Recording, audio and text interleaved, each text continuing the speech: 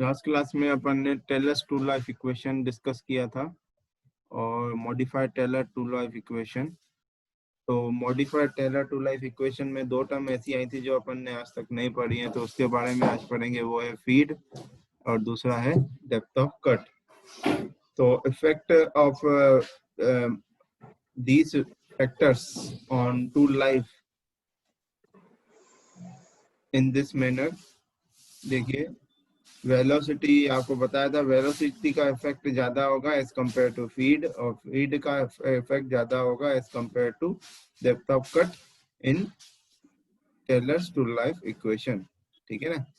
तो ये कैसे पता चला, ये इन्होंने डिफाइन किया है मॉडिफाइड टेलर इक्वेशन। जो टेलर ने ये मॉडिफाई किया है कि ये बताया है कि 1/n1 is greater than 1/n2 is greater than 1/n3। इससे ये पता चलता है कि इस टर्म का इफेक्ट ज्यादा है एज कंपेयर टू इस टर्म का इफेक्ट, और इस टर्म का इफेक्ट ज्यादा है एज कंपेयर टू इस वाले टर्म का इफेक्ट। तो आज अपन डिस्कस करेंगे फीड डेप्थ ऑफ कट के बारे में, क्या होता है फीड और डेप्थ ऑफ कट। सर 10 बजे की मेरी क्लास है सर। हाँ चल रही है, थोड़ा सा 15-20 मिनट खिंच जाएगा। एक मिनट बेटा,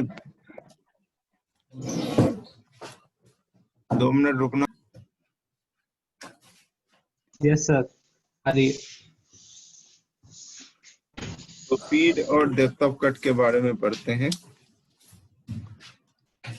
सबसे पहले कटिंग स्पीड जो अपन डिस्कस कर चुके हैं। कटिंग स्पीड क्या होती है? कटिंग स्पीड वो स्पीड होती है जिस स्पीड से टूल चलता है for cutting operation.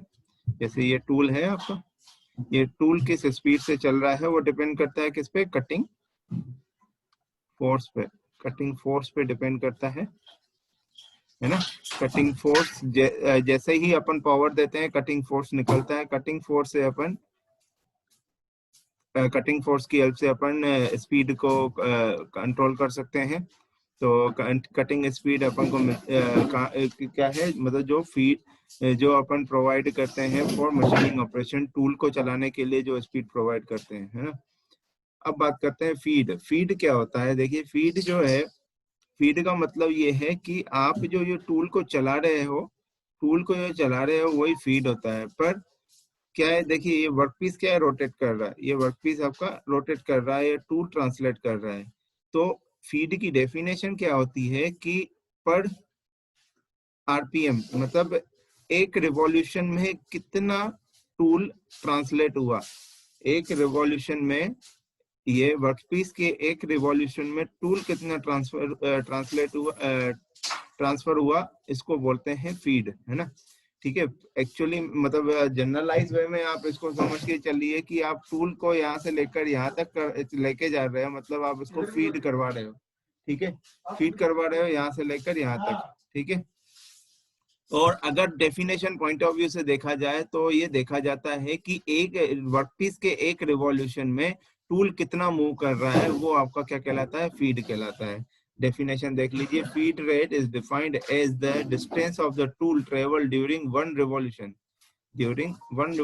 Of the part. Part मतलब आपका यहाँ पे पार्ट क्या है?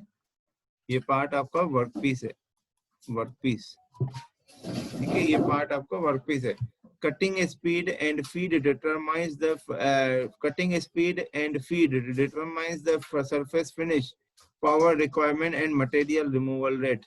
मतलब आपका यहाँ पे ये जो 3 फैक्टर्स है, ये कौन डिसाइड करता है? मतलब सरफेस फिनिश, पावर रिक्वायरमेंट और मटेरियल रिमूवल। सरफेस फिनिश की बात अभी ना करेंगे अपन, सरफेस फिनिश की बाद में बात करेंगे, क्योंकि सरफेस फिनिश का एक अलग से चैप्टर आएगा, उसमें आप लोगों को पढ़ाया जाएगा। अभी अपन बात करते हैं, क्योंकि इन दोनों की अभी बात इसलिए कर रहा हूँ, पावर और मटेरियल रिमूवल रेट, क्योंकि इनसे आप अभी अवेयर हो।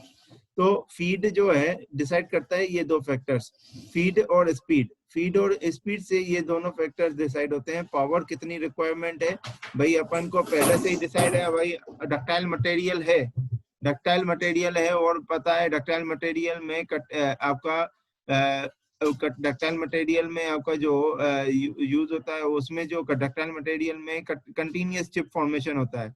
कंटिन्यूअस चिप फॉर्मेशन होता है मतलब वहाँ पे हाई स्पीड रहता है, आपको बताया था कल क्लास में। हाई स्पीड रहता है तो उस हिसाब से फोर्स क्या रहेगा, फोर्स के हिसाब से पावर का रिक्वायरमेंट पता चल जाएगा।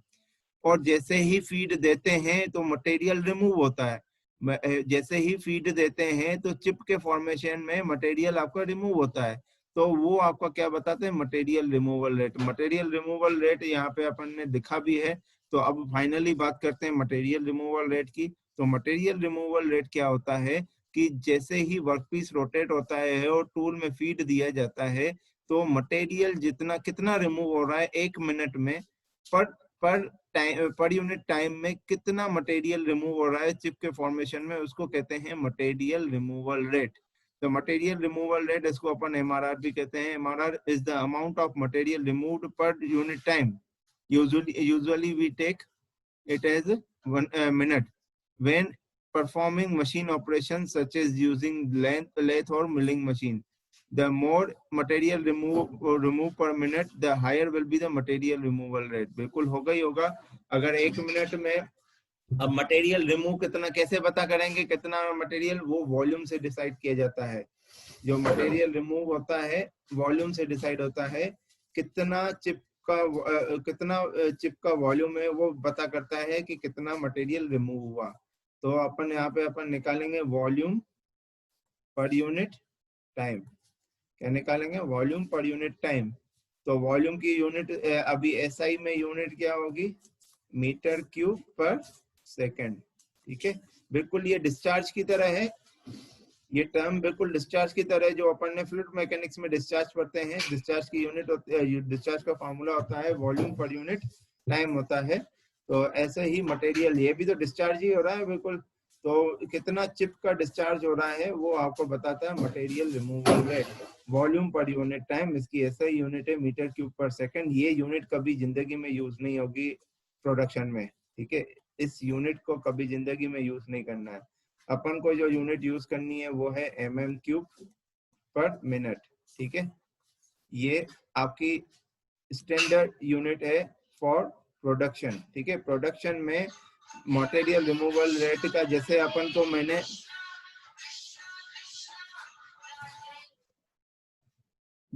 आपको कटिंग स्पीड का बताया था कि मीटर पर मिनट स्टैंडर्ड यूनिट है, ये यूज की जाती है अधिकतर, क्योंकि डिजाइन वगैरह जो भी होता है वो इसी यूनिट के हिसाब से होता है। ऐसे ही मटेरियल रिमूवल रेट की भी यूनिट हमेशा आपको कैसे रखनी है, mm³ पर मिनट। और क्वेश्चन में भी मैक्सिमम टाइम 99% आपको इसी यूनिट में क्वेश्चन में अगर वैल्यू दी जाएगी तो इसी टर्म में दी जाएगी। और कटिंग स्पीड की भी आपको वैल्यू जो दी जाएगी मीटर पर मिनट, इसको अपन एमपीएम भी लिखते हैं, एमपीएम। ठीक है, मीटर पर मिनट। ठीक है ना। तो फीड हो गया, मटेरियल रिमूवल रेट हो गया। अब बात करते हैं depth of cut. Depth of cut क्या होता है, देखिए आप यहीं पे डायग्राम में देख सकते हैं कि डेप्थ ऑफ कट क्या बोल रहा है कि यहाँ से लेकर यहाँ तक की डिस्टेंस डेप्थ ऑफ कट लिखा हुआ है। तो देखिए यहाँ पे पहले आपका मटेरियल, ये आपका वर्कपीस इतना था साइज का, ये मटेरियल का साइज इतना था। ठीक है, ये मान लिया कि आपका साइज D1 है, ये 5D1 डायमीटर, और ये आपका 5D2। ठीक है, तो 5D1 से 5D2 बनाना है हमें। तो क्या किया जाता है कि अब टूल अभी यहाँ पे है, टूल आपका अभी इनिशियल पोजीशन इसकी टूल की टच भी नहीं होता है वर्कपीस से। तो अपन उसको क्या करते हैं, टच करवाते हैं। टच करवाने के बाद अगर आप ऐसे ही इसको इसी पॉइंट से ही अगर इसको चलाएंगे तो ये रोटेट होगा और ये ट्रांसलेट होगा, तो कटिंग तो करेगा ही नहीं, बिल्कुल भी करेगा क्या। तो इसको क्या है कि थोड़ा सा टूल और वर्कपीस को टच कराने से पहले क्या है, यहाँ पे फीड क्या देना पड़ता है, डेप्थ ऑफ कट। कितना डेप्थ में काटना है मटेरियल को, कितना डेप्थ में काटना है मटेरियल को, वो क्या बताता है, डेप्थ ऑफ कट। ये कैसे पता चलता है, देखिए अब जैसे यहाँ पे देखिए कंटिन्यूअस आपका वर्कपीस रोटेट हो रहा है और टूल ट्रांसलेट हो रहा है। तो वर्कपीस रोटेट होगा तो एक रिवॉल्यूशन में यहाँ पे भी कट करेगा और यहाँ पे भी कट करेगा, करेगा कि नहीं करेगा? दोनों भाई सिमेट्रिक है ना, ये आपका ये सर्कुलर रहता है, तो कटिंग ऑपरेशन होगा तो सर्कुलर होगा। अगर आप फीड यहाँ पे दे रहे हो तो कट ये यहाँ पे भी करेगा, तो जितना यहाँ पे कट करेगा उतना यहीं पे कट करेगा, दोनों में बराबर कट करेगा। तो अपन को मान लो D1 डायमीटर से D2 डायमीटर बनाना है वर्कपीस में, तो अपन को देना पड़ेगा डेप्थ ऑफ कट। तो डेप्थ ऑफ कट कितना दिया जाता है अकॉर्डिंग टू ये, जैसे टर्निंग ऑपरेशन हो रहा है तो टर्निंग ऑपरेशन में सबका अलग अलग है, इसलिए मैं अभी turning operation for turning operation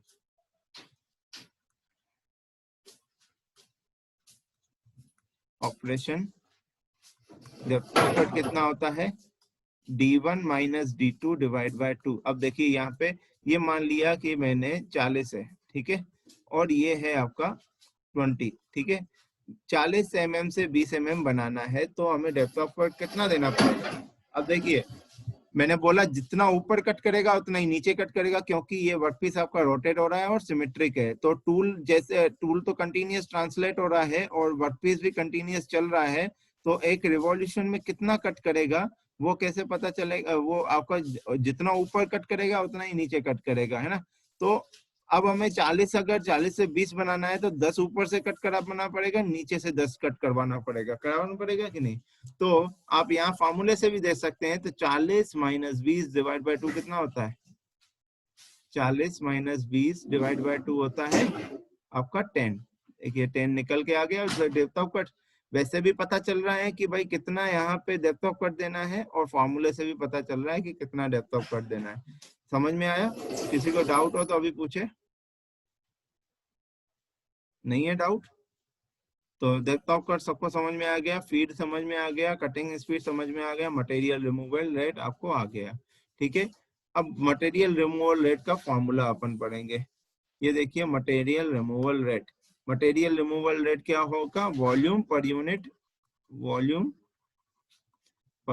time. Volume पर यूनिट टाइम को अपन आप याद कीजिए, अपने डिस्चार्ज का फॉर्मूला क्या पढ़ा था? एरिया इंटू वेलोसिटी पढ़ा था कि नहीं पढ़ा था? वो फ्लूइड मैकेनिक्स में पढ़ा था ना? Yes sir. Yes sir, yes sir.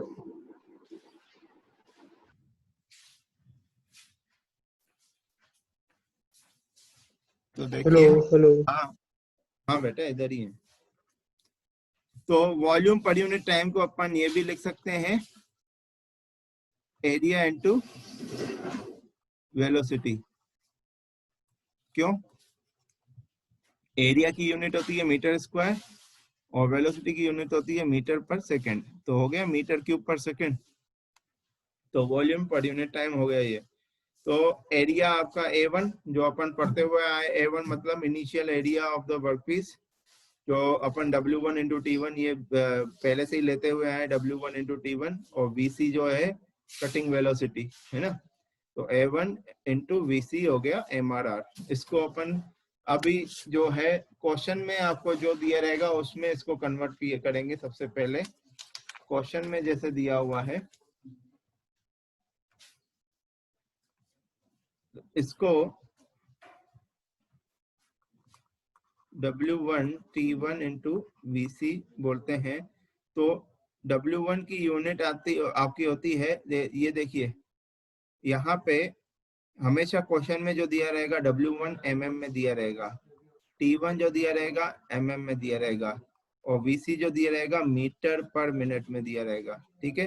तो अपन को हमने पहले ही बता चुके हैं कि हम हमेशा स्टैंडर्ड यूनिट कौन सी लेंगे MRR की, वो लेंगे mm³ पर मिनट, ठीक है। तो यहाँ पे इस फॉर्मूले में डायरेक्टली अपन को डायरेक्ट फॉर्मूला बना रहे हैं, ठीक है ना। तो आपको कभी भी जैसे कन्वर्जन में दिक्कत ना हो, कन्वर्जन करने की जरूरत ही ना पड़े, वो उस चीज को ट्राई कर रहे हैं। यहाँ पे mm है, यहाँ पे mm है, यहाँ पे मीटर है। तो mm³ बनाने के लिए मीटर को mm में कन्वर्ट करना पड़ेगा। तो 1 मीटर में कितने mm होते हैं? 1000 mm होता है। तो इसको ये फॉर्मूला नया बन के आया, मीटर को mm में कन्वर्ट करेंगे तो यहाँ पे आ जाएगा 1000, ठीक है। ये इसको अभी पहले ना लिख के ऐसा लिख लेते हैं। देखिए ऐसे लिखेंगे तो ज्यादा अच्छे से समझ में आएगा। देखिए ये mm को, ये mm का mm ही रहा, ये भी mm का mm ही रहा, इसको अपन ने 1000 का इंटू करके mm क्यूब पर मिनट बना दिया। ठीक है, अब बन गया mm इंटू mm पर मिनट, mm क्यूब पर मिनट बन गया। मतलब अब फॉर्मूला आपका क्या बन गया, यहाँ पे आपका इसके साथ क्या आ जाएगा 1000 W1 T1 इंटू VC। तो आपको MRR का फॉर्मूला ये बिल्कुल गौर देना है, ये फॉर्मूला आपको यूज करना है। ठीक है, ये फॉर्मूला आपको यूज करना है। और एक और चीज आपको अभी बता रहा हूँ, वो है आपका, जैसे अपन वेलोसिटी निकालते हैं, तो वेलोसिटी अगर डायमीटर है D, आपका वर्कपीस का डायमीटर D है, इनिशियल डायमीटर वर्कपीस का D है, इनिशियल डायमीटर कैपिटल D है, तो वेलोसिटी जो कटिंग वेलोसिटी होगी, अगर भाई आपका आरपीएम दिया जाएगा, पावर चलेगा, पावर देंगे तो वर्कपीस रोटेट होगा, वर्कपीस रोटेट होता है तो रोटेशन के लिए वेलोसिटी का फॉर्मूला क्या होता है, पाई डी एन बाय 60 होता है कि नहीं, पाई डी एन बाय 60 होता है। ठीक है, तो ये कटिंग स्पीड है। ठीक है, पाई डी एन बाय 60। तो एन क्या है, रिवॉल्यूशन पर मिनट, डी क्या है, डायमीटर ऑफ वर्कपीस। ठीक है, तो ये आपका वीसी इज इक्वल टू हो जाएगा पाई डी एन बाय 60। पर यहाँ पे देखिए, अब फिर से वही बात करते हैं कि वीसी को की यूनिट अपन को किस में चाहिए, मीटर पर मिनट में चाहिए। ठीक है, तो इसको पहले मीटर पर मिनट में डायरेक्टली कन्वर्ट कर लेते हैं। ठीक है, ये किस में है आपका, ये देखिए आपका अभी किस में, पाई डी एन बाय 60 किस में है, मीटर पर सेकंड में है, मीटर पर सेकंड में। और डी किस में रहता है, डी आपकी वैल्यू, आपको डायमीटर हमेशा क्वेश्चन में जो आपको डायमेंशन दी रहेंगी वो एमएम में दी रहेंगी। ठीक है, डायमेंशन आपको किस में दी रहेंगी, एमएम में दी रहेगी। तो अभी ये आपका एमएम में है, ये आरपीएम रिवॉल्यूशन पर मिनट है, और ये 60 का डिवाइड किया। अब इसको 60 को हटा ही देते हैं। ठीक है, इसको 60 को हटा देते हैं तो वीसी आपका क्या हो जाएगा, पाई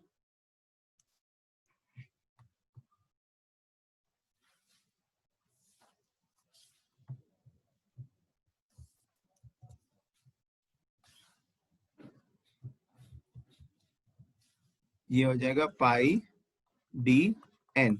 अगर पाई डी एन, अभी कुछ सोचो ही मत, अभी अगर मैं पाई डी एन लिख रहा हूं तो ये क्या हो गया, ये क्या हो गया, रिवॉल्यूशन पर मिनट है। ये आपका जो वीसी की वैल्यू आएगी ये पर मिनट में आएगी, है ना। अब हमें ये क्वेश्चन में, आपको क्वेश्चन में किस में दिया रहेगा, डी हमेशा एमएम में दिया रहेगा, डी हमेशा एमएम में दिया रहेगा, और एन आपका दिया रहेगा आरपीएम में दिया रहेगा। तो अगर ऐसा है तो इस फॉर्मूले को देखा जाए, एक मिनट बेटा, डिस्चार्ज हो रहा है।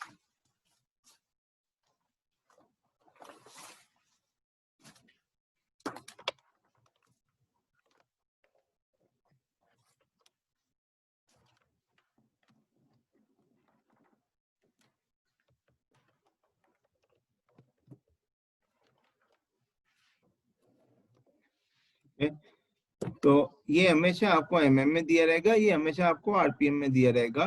तो ये यूनिट इस फॉर्मूले के हिसाब से क्या हो जाएगी, एमएम पर मिनट हो जाएगी, एमएम पर मिनट होगी। अगर डायमीटर एमएम में दिया हुआ है, आरपीएम ये एन आपका आरपीएम में दिया हुआ है, रिवॉल्यूशन पर मिनट में दिया है, तो ये यूनिट क्या बनाएगी आपकी, एमएम पर मिनट बनाएगी। पर अपन को कौन सी यूनिट चाहिए, मीटर पर मिनट चाहिए। तो इसको अपन को एमएम को किस में कन्वर्ट करना पड़ेगा, एमएम को किस में कन्वर्ट करना पड़ेगा, मीटर में कन्वर्ट करना पड़ेगा। तो वीसी का फॉर्मूला बन जाएगा पाई डी एन इंटू 10⁻⁻3।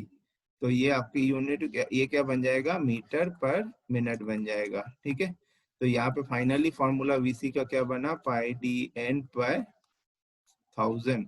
तो आप जिस भी आपने आज तक ये वीसी का फॉर्मूला हमेशा पाई डी एन बाय 60, पाई डी एन बाय 60 आपने घोटा है, वो मीटर पर सेकंड में होता है। ठीक है, तो पर यहाँ पे आपको प्रोडक्शन में आपको कटिंग स्पीड का फॉर्मूला दिमाग में रखना है, पाई डी एन बाय 1000, जिसकी यूनिट होगी मीटर पर मिनट। मैं इसलिए ये सब चीजें कर रहा हूँ क्योंकि कन्वर्जन की दिक्कत आती है। प्रोडक्शन में न्यूमेरिकल आपके बहुत आसान रहते हैं, पर कन्वर्जन करना उसका बहुत टफ होता है। गलतियां हो जाती हैं, इसलिए कन्वर्जन में गलती ना हो इसलिए ये सब चीजें बता रहा हूँ आपको। ठीक है, बाकी आप लोगों को ज्यादा अच्छा लगता है तो अगर कन्वर्जन करना आता है बहुत अच्छे तरीके से तो बिल्कुल कन्वर्जन करके भी कर सकते हो, स्टैंडर्ड फार्मूला भी याद कर सकते हो। जैसे आपको अगर ये याद करना हो तो ये वाला फार्मूला याद कीजिए, और अगर आपको यही फार्मूला याद करना हो तो ये फार्मूला याद कीजिए। और अगर सिंप्लीफाई वे में अगर आप न्यूमेरिकल सॉल्व करना चाहते हैं तो एमआरआर का ये फार्मूला याद कीजिए और कटिंग स्पीड का ये वाला फार्मूला याद कीजिए। ठीक है, एमआरआर का एक और फॉर्मूला होता है जो आगे चल के आप लोगों के पास आएगा, अभी मैं बस लिख लेता हूँ। एमआरआर का फॉर्मूला ये भी होता है 1000 F D V C. F क्या है, फीड, डी क्या है, डेप्थ ऑफ कट, और वी सी। तो फीड का एक्चुअली क्या होता है कि जो फीड होता है, फीड इज इक्वल टू होता है T1 साइन सी ए होता है। सी ए क्या है वो आगे चल के बताऊंगा। और जो डेप्थ ऑफ कट होता है W अपॉन साइन सी ए होता है। ठीक है, तो अगर W और T1 की वैल्यू यहाँ पे पुट करेंगे तो आपका फार्मूला एमआरआर का ये बन के आता है। कि पुट करके देखें तो ये आएगा फार्मूला। अब फीड और डेप्थ ऑफ कट का यूनिट तो मैंने आपको बताया नहीं है कि क्या होता है। फीड का यूनिट होता है mm पर रिवॉल्यूशन। अभी तक दिमाग में सिर्फ यही रखें, mm पर रिवॉल्यूशन होता है। पर फीड की यूनिट 3 तरह की यूनिट होती हैं, mm पर मिनट, mm पर रिवॉल्यूशन और mm पर फीड, सॉरी mm पर आपका टूथ। ठीक है, 3 तरह के आपके यूनिट मिलेंगी आगे चल के फीड की। अभी आप सिर्फ इसके बारे में सोचें mm पर रिवॉल्यूशन, क्योंकि अपन ने पढ़ा फॉर्म डेफिनेशन इसी के, एक रिवॉल्यूशन में कितना टूल ट्रांसलेट हो रहा है, कितना mm चल रहा है, वो बताता है आपका आपका फीड बताता है। तो अभी दिमाग में आप यूनिट ये डालेंगे mm पर रिवॉल्यूशन, पर आगे चल के ये भी यूनिट आने वाली है mm पर मिनट और mm पर टीथ। mm पर टूथ भी आपकी यूनिट आती है फीड की। ठीक है, और डेप्थ ऑफ कट तो mm में ही होगा, आपका डेप्थ ऑफ कट आपका mm में ही होगा। ठीक है ना, तो ये फॉर्मूला समझ, ये बना फॉर्मूला। देखिए 1000 इंटू W1 की वैल्यू पुट करेंगे तो D साइन सी ए हो जाएगा, इंटू T की वैल्यू, T1 की वैल्यू पुट करेंगे तो F अपॉन साइन सी ए हो जाएगा, और आपका VC वैसा का वैसा ही रहेगा। तो साइन सी ए से साइन सी ए कैंसिल, तो आपका फॉर्मूला ये बन के आएगा। ठीक है,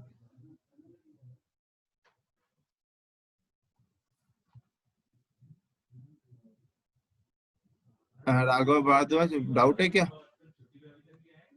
नहीं सर, मिस्टेक से हो गया, गलती से। ये लाइन जिसने बनाई है डिलीट कर दो बेटा। ये नोट्स आपको मिलेंगे, ये लाइन दिखेगा उसमें अच्छा लगेगा, तो जिसने भी बनाई है वो डिलीट कर दो। ब्लू कलर का जो लाइन जिसने नोटेशन बनाया है, ठीक है, जिसने भी बनाया है डिलीट कर दो। नहीं तो फिर वैसा मैं डिलीट नहीं कर सकता। विठल तुम बना रहे हो, विठल डिलीट कर दो इसको। विठल, विठल, अरे सुनाई दे रहा है विठल?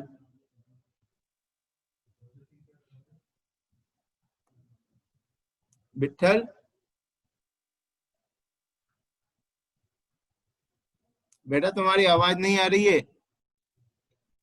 विठल ये लाइन डिलीट कर दो, तुम सुन रहे हो तो।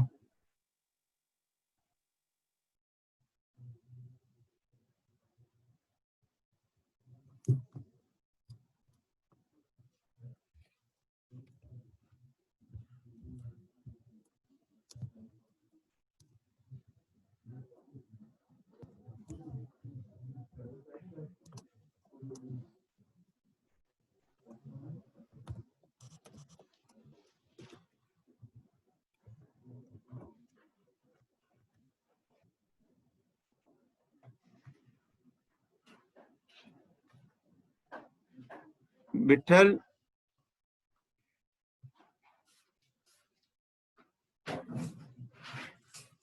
विठल ये लाइन तुमने बनाई है, डिलीट कर दो, सुनाई नहीं दे रहा है? अनम्यूट करने को बोलो सर, उसने खुद को म्यूट कर रखा है।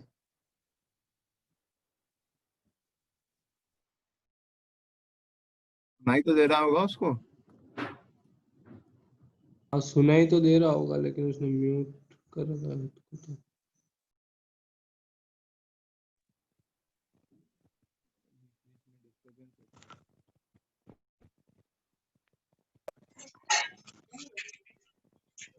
तो। विठल आवाज आ रही है?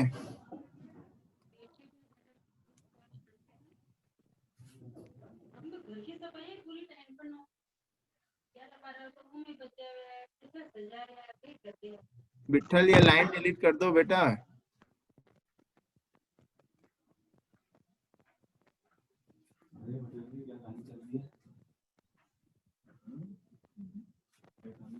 अब उसको फोन करके बता दो,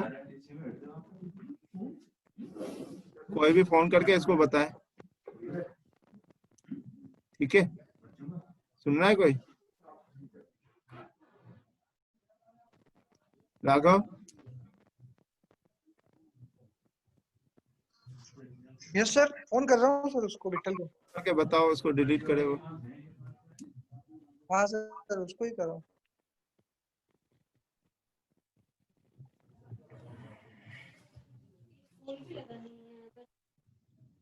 तो अब न्यूमेरिकल सॉल्व करते हैं अपन। सबसे पहला न्यूमेरिकल है जो अपन फॉर्मूला पढ़े हैं, जो वी टी की power N is equal to constant, उससे रिलेटेड फॉर्मूला है।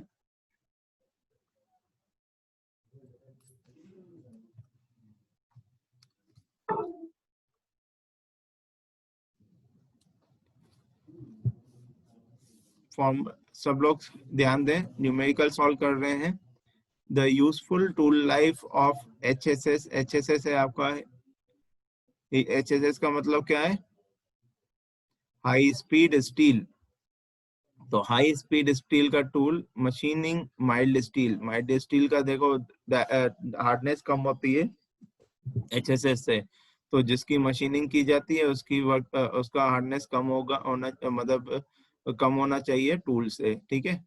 तो at the useful tool life of HSS tool machining mild steel at 18 MPM, मतलब VC दिया हुआ है 18 MPM इज 3 आवर्स, मतलब ये आपको यहाँ पे दिया हुआ है V, यहाँ पे दिया हुआ है आपको T।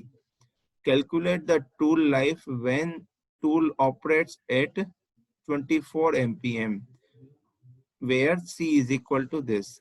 आपको देखिए क्वेश्चन में क्या दिया हुआ है। क्वेश्चन को अच्छे से पढ़ेंगे तो ये पता चलता है कि 18,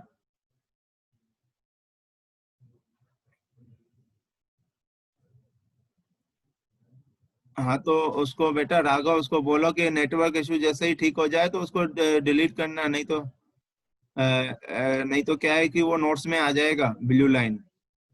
देखिए जैसे अभी कुछ हर पीपीटी के हर पेज पे ये लाइन बनी हुई आ जाएगी, इसलिए उसको ये बोल दो कि डिलीट करे कैसे भी करके, ठीक है? हाँ सर, हाँ सर। तो यहाँ क्वेश्चन में जो दिया हुआ है 18, अगर ये आपको क्या है 18 अगर कटिंग वेलोसिटी है तो कितना टूल लाइफ मिलेगा? 3 घंटे मिलेगा। तो कैलकुलेट क्या करना है, 24 अगर कटिंग वेलोसिटी होगी तो कितना टूल लाइफ मिलेगा, ठीक है? इसके करेस्पॉन्डिंग टूल लाइफ इतना है 3 आवर्स, तो इसके करेस्पॉन्डिंग अपन को निकालना है। तो V1 दिया हुआ है आपको 18 MPM और T1 दिया हुआ है 3 आवर्स, और आपको V2 दिया हुआ है 24 मीटर पर मिनट, तो उसके लिए आपको T2 निकालना है। उसके साथ इन्होंने C दे दिया है 34.45, ठीक है? तो आपका फॉर्मूला है VT की power N is equal to constant, है कि नहीं? तो ये फॉर्मूला है। तो V1 T1 की power N is equal to आपका हो जाएगा 34.45, हो जाएगा कि नहीं? तो V1 और T1 की वैल्यू पुट करेंगे 18 इंटू T की वैल्यू आवर्स में पुट कर देते हैं, कोई दिक्कत नहीं है, आंसर आपका आवर्स में आएगा। 18 इंटू 3 की power N is equal to 34.45, ये हो जाएगा। ठीक है, तो 3 की power n is equal to हो जाएगा 34.45 अपॉन 18। ठीक है, अब अपन को अगर 3 की पावर यहाँ पे n की वैल्यू निकालनी है तो दोनों तरफ अपन ने लॉग टर्म ले लिया। ठीक है, तो मैं ले लेता हूँ लॉन, लॉन जिसको अपन क्या बोलते हैं, log to the base e, ln 3 की पावर n, दोनों साइड अपन ने लॉन ले लिया, तो ये हो जाएगा लॉन 34.45 अपॉन 18। किसी को डाउट है? दो लोगों ने राइज हैंड किया है। राघव, डाउट है? नहीं सर, मैंने नहीं किया अभी, मेरे से नहीं हुआ। चलो, यहाँ तक किसी को डाउट हो तो बताइए। लॉग ले सकते हैं दोनों तरफ? दोनों तरफ लॉग लेंगे तो ये n क्या आ जाता है नीचे, पावर क्या आ जाती है नीचे आ जाता है, तो ये हो जाएगा n ln 3 is equal to ln 34.45 upon 18। तो यहाँ से आ जाएगी n की वैल्यू आ जाएगी। क्यों अपन ये कर रहे हैं? क्योंकि अपन को T2 निकालना है, तो फार्मूला फाइनली V2 T2 की power n is equal to constant जो दिया हुआ है 34.45 दिया हुआ है, तो उसके लिए V2 दिया हुआ है क्वेश्चन में, T2 निकालना है तो उसके लिए n की जरूरत है। तो इसीलिए अपन ने V1 T1 की हेल्प से अपन ने क्या निकाल लिया, यहाँ पे n की वैल्यू निकाल लेंगे। तो हमेशा ऐसे ही आपको काम करना रहेगा, ऐसे ही सीक्वेंस से चलना पड़ेगा। तो V1 T1 की वैल्यू पुट करेंगे और C की वैल्यू पुट करेंगे, तो यहाँ पे n ही अननोन बचा, n आपका अननोन बचा। सभी लोग अटेंडेंस लगा लीजिए, 4 मिनट पड़े हुए हैं, अटेंडेंस फटाफट लगाइए।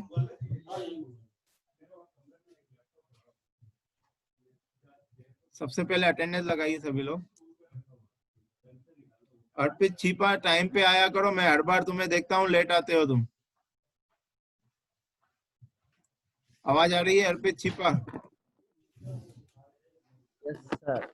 सर वो कुछ प्रॉब्लम थी, नेटवर्क इशू, प्रॉब्लम तो नहीं, थोड़ी रोज देर से प्रॉब्लम नहीं होती है। मैं रोज ध्यान देता हूँ कि कौन लेट आता है, कौन जल्दी टाइम पे आता है। तुम कंटिन्यूअस लेट आते हो। ठीक है, नहीं कल सर, से आज ही बिल्कुल लेट हुआ टाइम पे वैसे तो। आना है। सर आंसर क्या आ रहा है लास्ट में? Yes n sir. बिल्कुल, मैं अभी बता रहा हूँ आंसर भी आपको। 0.58 आया है। क्वेश्चन तो पूरा कर सॉल्व करें। n तक किया है बस अभी, T2 निकालना है।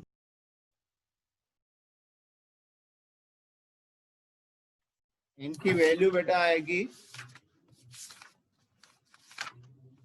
n की वैल्यू देखिए 0.125 आ रही है क्या?